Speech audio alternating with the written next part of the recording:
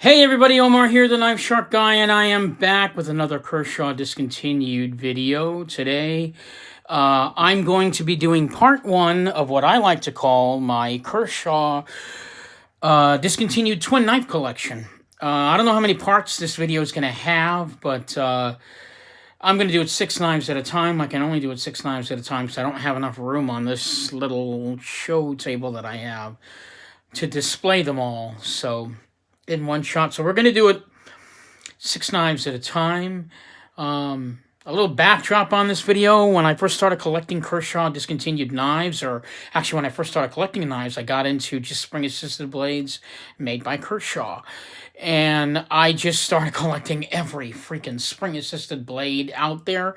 Reason being, I wanted an automatic and I couldn't get one. And, because they're illegal here in the state of Washington to own an automatic knife here in Washington. So I was kind of bummed about that. So I figured, well, let me go ahead and get a spring-assisted knife.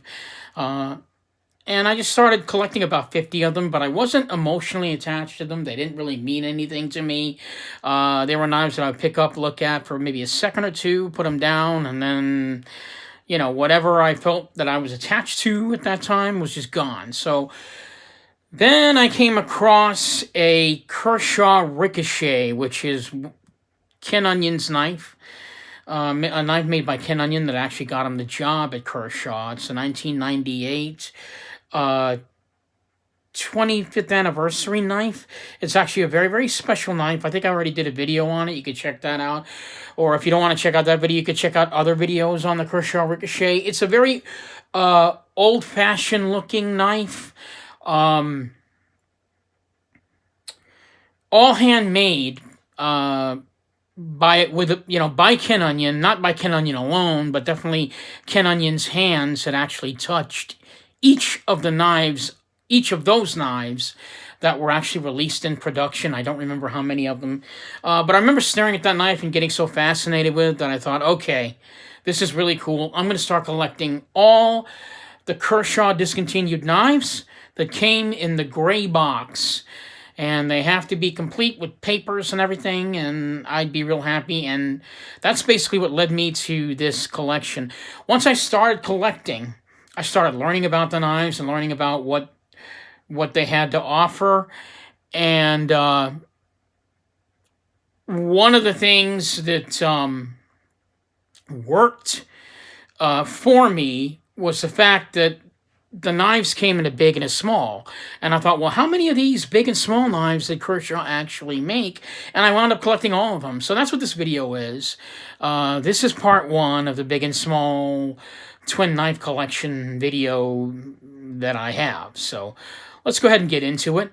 The first knife in this collection, is the Kershaw Cyclone 1635. It's got like a little oil on there I'm going to have to wipe that down. 1635, gray, or I guess it looks more white than gray, but it is a gray knife. Gray scale Cyclone 1635, made by Ken Onion. What makes this knife so unique is it is a dual knife, meaning, believe it or not, this knife is a manual knife and a spring-assisted knife at the same time, making it super, super cool. So the way it works is, right now, it's a manual knife, right? If you want to have a spring-assisted piece, simply take this little switch here. See that switch right there?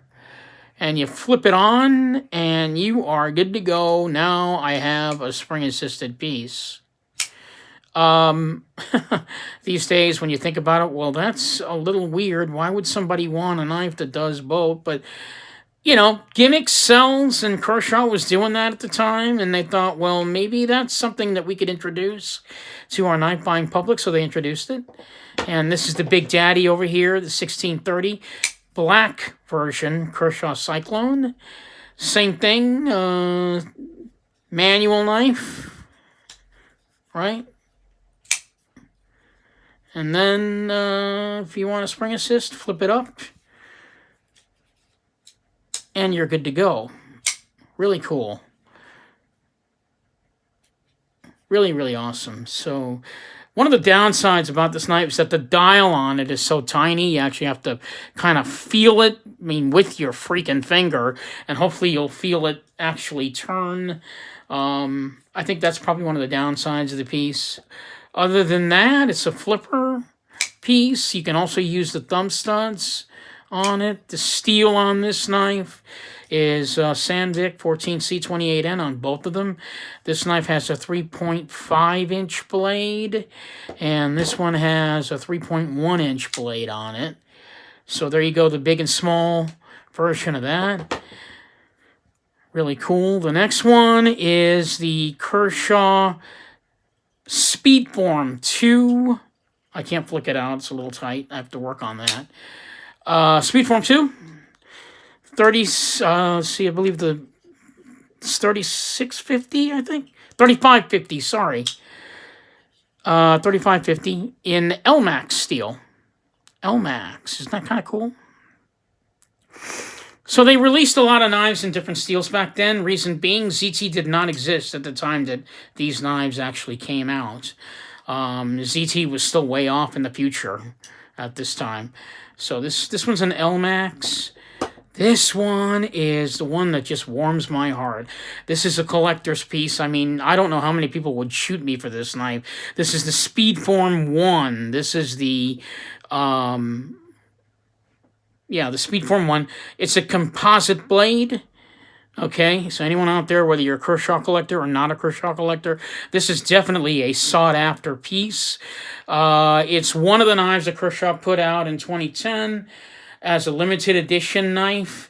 They made them, they sold them, and then they just kind of fizzled away. People forgot all about them. They didn't remember them. Again, it's a composite blade. The top part of the blade is D2, and the bottom part of the blade is LMAX, like it is on the Speedform 2. So that's really awesome.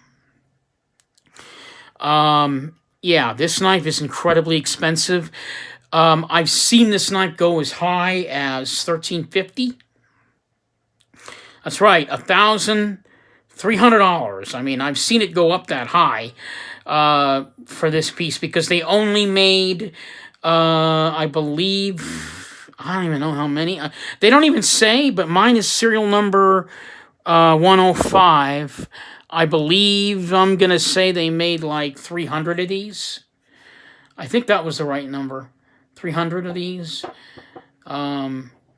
Limited editions. I mean, if you can find one, good luck. I was very, very lucky that I had a, I actually met up with a guy on eBay, and now we're now friends. I'm probably going to wind up buying from him again. He had 2 of these. This one and this one we'll get to in a second. But he had 2 of these, and I actually did a video on this, an official video on this. You can go check that out if you want to. But he had 2 each of these guys right here. I was just like, are you kidding me? And he says, no, I'm selling them. And then he sold them to me for a very reasonable price. I got both of these knives here.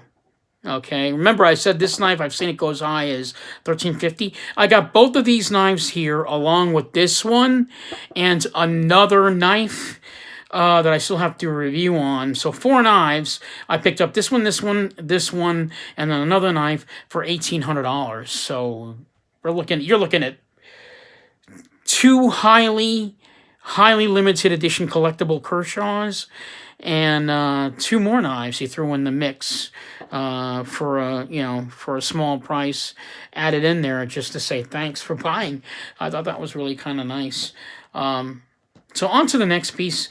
This is the only knife in my Kershaw discontinued collection that's not discontinued. This is not a discontinued knife, but I love this knife because it's made by my favorite designer. RJ Martin. I love this guy. He just makes such classic designs. Really fantastic. This knife is actually made in China, or I guess in a Chinese factory. Designed by RJ Martin. It has a Zytel handle on it.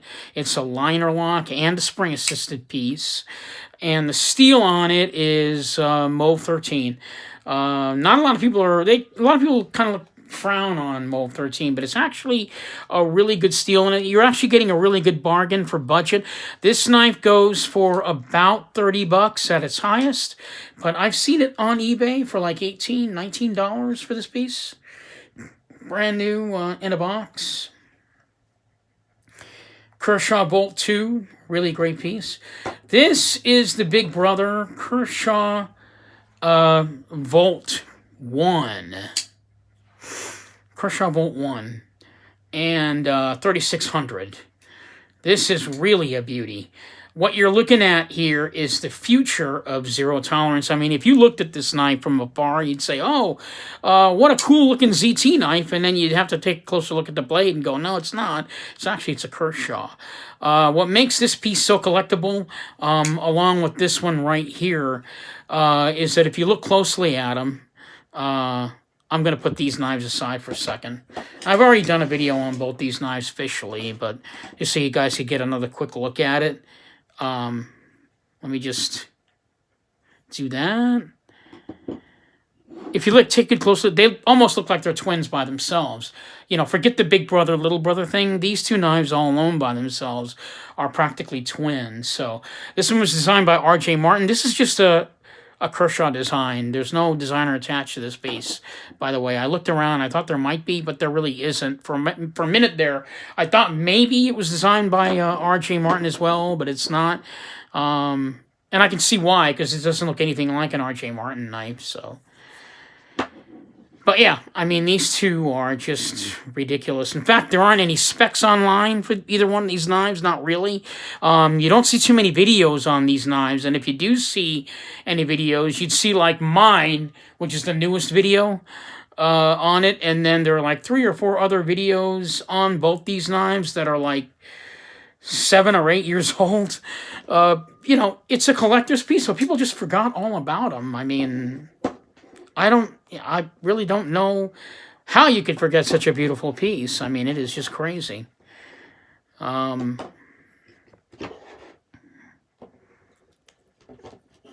this over here. And so there you have it, part 1 of my Kershaw twin knife collection, discontinued twin knife collection. I will be back in a few minutes with part 2 of this continuing series on Kershaw twin knives. This is Omar the Knife Shark Guy signing off. Hoping you'll find one of these guys in your collection, or hopefully all of them. And over and out, and talk to you guys later. Bye-bye.